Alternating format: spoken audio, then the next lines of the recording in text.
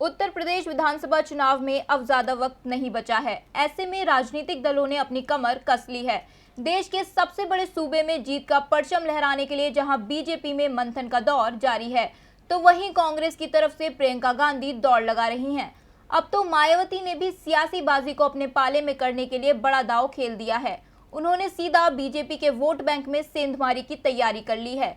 तो क्या है माया का प्लान, देखिए इस रिपोर्ट में। उत्तर प्रदेश की सियासत हमेशा से ही जातीय समीकरणों के इर्द गिर्द घूमती आई है।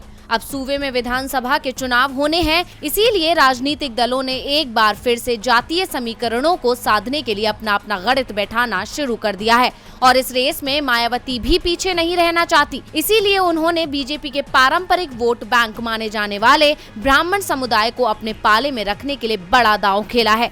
बीएसपी सुप्रीमो एक बार फिर ब्राह्मण सम्मेलन शुरू करने जा रही हैं, जिसकी जिम्मेदारी सतीश चंद्र मिश्रा को दी गई है। बीएसपी का ब्राह्मण सम्मेलन 23 जुलाई से अयोध्या से शुरू होगा। 23 जुलाई को सतीश चंद्र मिश्रा अयोध्या में मंदिर दर्शन से ब्राह्मणों को जोड़ने की कवायद शुरू करेंगे। पहले चरण में 23 जुलाई से 29 जुलाई तक लगातार 6 जिलों में ब्राह्मण सम्मेलन होंगे। बीएसपी का ब्राह्मण सम्मेलन 2007 के चुनावी अभियान के तर्ज पर होगा, क्योंकि बीएसपी 2007 के दलित ब्राह्मण ओबीसी फॉर्मूले के साथ 2022 चुनाव में उतरेंगी। पार्टी का मानना है कि जैसे 14 साल पहले पार्टी को फायदा पहुंचा था, ठीक उसी तरह के नतीजे इस बार भी आ सकते हैं। दरअसल साल 2007 में मायावती ने बड़ी संख्या में ब्राह्मणों को चुनावी मैदान में टिकट देकर उतारा था। मायावती की ये रणनीति सफल भी रही थी और बीएसपी की पूर्ण बहुमत की सरकार बनी थी। ज्यादातर ब्राह्मण वोट बैंक मायावती के पाले में ही गया था। आपको बता दें कि यूपी की राजनीति में ब्राह्मण वर्ग का लगभग 10% वोट होने का दावा किया जाता है।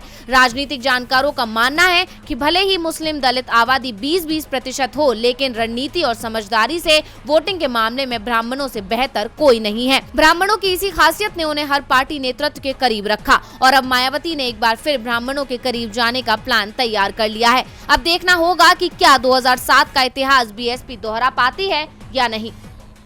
डीवी लाइव की रिपोर्ट।